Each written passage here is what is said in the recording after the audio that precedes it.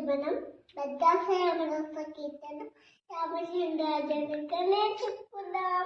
ఓకేనా ఫ్రెండ్స్?